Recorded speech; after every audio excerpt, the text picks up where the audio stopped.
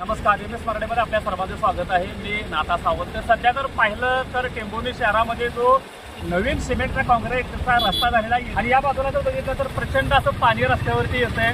कुठली टेक्नॉलॉजी वापरली हे मात्र काय समजलं नाहीये, परंतु इथल्या नागरिकांना या रस्त्याचा भयंकर असा त्रास होतोय आणि या पाण्यातून वाट काढत जावं लागते। पाठीमागच्या बाजूला बघितलं तर तळ्याचं स्वरूप या ठिकाणी आलेलं आहे, तर अतिशय भयंकर परिस्थिती आहे। NHI असतील, संबंधित कॉन्ट्रॅक्टर असेल, यांनी यातून काहीतरी मार्ग काढावा। जे नागरिक आहेत ते नागरिक आपल्यासोबत आहेत। काय मावशी, कधीपासून तुम्ही तिथं राहताय आणि काय प्रॉब्लेम झालेला आहे? आम्हाला जसा पावसाळा चालू झालाय तसा त्रास आहे। आज दळायला जाताना, गाडी घेऊन दळायला जाताना गाडी स्लिप झाली, इथं फडक्यात वाचली, पडली असते आणि लेकरं शाळेला जाणारी गाडी येत नाही इकडे, आमच्याकडे गाडी येत नाही। पाऊस आले पाणी येतं, पाऊस आले की असंच तळ साचतं नदीसारखं। किती पाणी असेल साधारणतः गुडघे इतकं पाणी असेल, गुडघे इतकं। हो, तक्रार वगैरे काय केलीच नाही अजून, आता तुमच्याकडे तक्रार केलेली आहे। लोक राहिला सोसायटीत भरपूर लोक आहेत तिथे राहायला, जवळजवळ 1000-1500 लोक आहेत तिकडे राहायला। पाण्याचा प्रश्न कुणीच सोडवलेला नाही। आता सगळ्या येतात, सगळ्यांना दिसतंय, पण कोणीच बोलू शकले नाही या पाण्यावर। तर आम्हाला भरपूर त्रास आहे इथं, तर याचं काहीतरी विल्हेवाट बंदोबस्त करायला पाहिजे। एकंदरीतच पाहिलं तर टेंभुर्णी शहराची अशी दुरावस्था सध्या रस्त्याची झालेली आहे।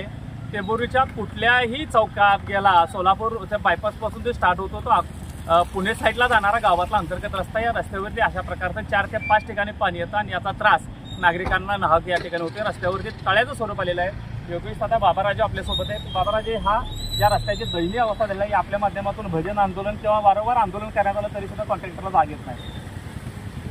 सदर रस्त्यासाठी केंद्र शासनाने करोडो रुपयाचा निधी या ठिकाणी दिलेला आहे, परंतु केवळ निकृष्ट दर्जाचं काम झाल्यामुळं हा करोडो रुपयाचा निधी आज आपल्याला पाण्यामध्ये अक्षरशः गेल्यासारखा दिसतोय। आज इथं अवस्था बघितली तर रस्त्यावरती 1.5 ते 2 फुटाचं पाणी आहे। अशीच अवस्था मार्स हॉस्पिटलसमोर पाणी उभं राहतं, त्या हॉस्पिटलमध्ये पेशंट जायचं म्हणलं तरी अवघड अवस्था होती। अशी दयनीय अवस्था या रस्त्याची आहे। सध्या या रस्त्यामध्ये जे दुभाजक आहेत त्याच्यामध्ये ज्या स्ट्रीट लाईटचे पोल लावलेले आहेत, ते पोलवरच्या लाईट चालू कराव्यात म्हणून ग्रामपंचायतीवरती अधिकाऱ्यांच्या मार्फत वगैरे ग्रामपंचायतीने NOC द्यावी म्हणून दबाव टाकला जातोय। तसं पाहिलं तर या टेंभुर्णी ग्रामपंचायतीचे हस्तांतर झाल्यानंतर पहिल्या मीटिंगपासून आम्ही या रस्त्याची जी अपूर्ण कामं आहेत ती कामं पूर्ण करण्यासंदर्भात NHIच्या अधिकाऱ्यांना पत्रव्यवहार केलेला आहे।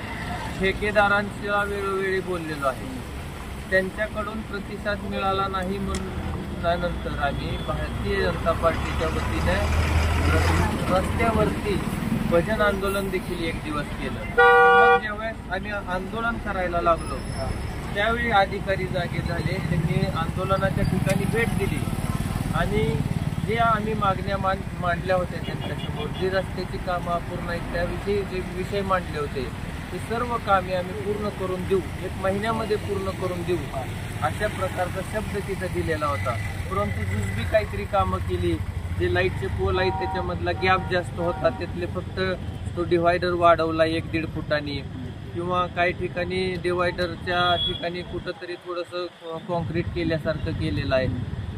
महालक्ष्मी गारमेंट्सच्या तिथला जो पूल आहे त्याचे जे संरक्षण भिंती आहेत त्या पण अर्धवट बांधल्या, अर्धवट आज या अर्धवट स्थितीमध्ये आहेत। आणि जे मेन आम्ही काम त्यांना सांगतोय की जे अप्रोच रोड आहेत, जे हायवेला, गावातून हायवेला लागणारे रोड आहेत आणि ज्या ठिकाणी ॲक्सिडेंट होत आहेत अशा ठिकाणचे रोड दुरुस्त करून देण्यात यावेत। जे असं पाणी साठतं या ठिकाणी, आता बघा तुम्ही वाहनांची काय अवस्था होती, 2 व्हीलरवाल्यांना तर जीव मुठीत धरून जावं लागतं इथून। मग या ठिकाणी जर एखादा अपघात झाला आणि एखादी व्यक्ती जर मृत पावली तर त्याला जबाबदार कोण? NHIचे अधिकारी का ठेकेदार? त्याचं उत्तर पण त्या लोकांनी द्यावं। आता पुन्हा एकदा या महिनाभरापासून या विधानसभेचे लोकप्रतिनिधी, या लोकसभेचे लोकप्रतिनिधी यांच्याकडे काही मंडळी जात आहेत। खरं तर ज्यांच्या कार्यकाळामध्ये हा रस्ता झाला आणि तो रस्ताचं काम होत असताना ज्यांची सत्ता या ग्रामपंचायतीवर होती त्यांनीच त्यावेळी लक्ष देणं गरजेचं होतं। परंतु आज सत्ता गेल्यानंतर आमदार साहेब असतील, खासदार साहेब असतील, यांच्याकडे ही मंडळी जात आहेत आणि ग्रामपंचायतवरती कुठंतरी दबाव आणण्याचं काम होतंय की तुम्ही NOC द्या, अत्यावश्यक आहे की बाबा लाईट चालू होणं. परंतु लाईट चालू करणं गरजेचं आहे का जाणारे लोकांचे जीव वाचवणं गरजेचं आहे, ह्याचं पण उत्तर त्यांनी द्यावं.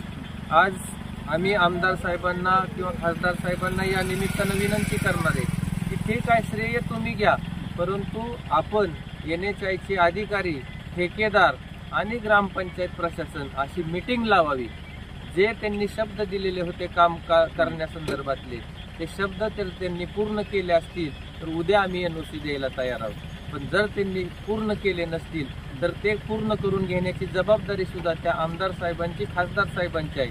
कारण इथल्याच स्थानिक लोकांनी त्यांना मतदान केलेलं आहे आणि आज जर त्यांचा जीव धोक्यात घालून कोणाचं तरी ऐकून ते जर अधिकाऱ्यांवर लाईट चालू करण्यासाठी दबाव टाकत असतील तर ते त्यांचं धोरण चुकीचं आहे असं मला वाटतं.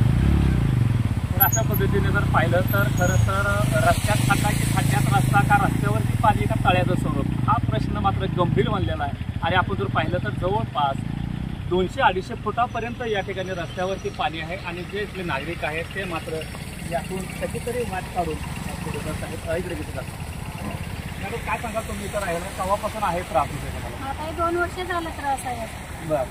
आता पाणी आता आम्हाला जायला पण येत नाही, लहान लेकरं आहे तर काय कसं जायचं? पण पडलं होतं खाली पाण्यात? मग पडते तसंच आमचा मुलगा पण मध्ये पडला होता ना गाडी जाताना. हो, पाण्याचा अंदाज आला? पाण्याचा अंदाज आला नाही, खड्ड्याचा पण अंदाज आला नाही. पाणी काय मुलगा काय करतं, जायला येत नाही. हा, मग काय जायला येत. पाण्यात खड्डे आहेत असा त्यांचा अंदाज आहे. त्यामुळं पाण्यातून वाट काढत तरी सुद्धा गाडी पडून या ठिकाणी काही जणांना जखमी होऊन अपघात होणे किंवा मरण पावण्याची शक्यता आहे. त्यामुळं NHI असेल, ठेकेदार असेल, यांनी तातडीनं ह्याचा मार्गी लावा, हा प्रश्न जो आहे तो मार्गी लावा. मी कॅमेरामॅन अभिजित सुतार, नाता सावंत, मराठी न्यूज, मराठी माणसाला माणसं.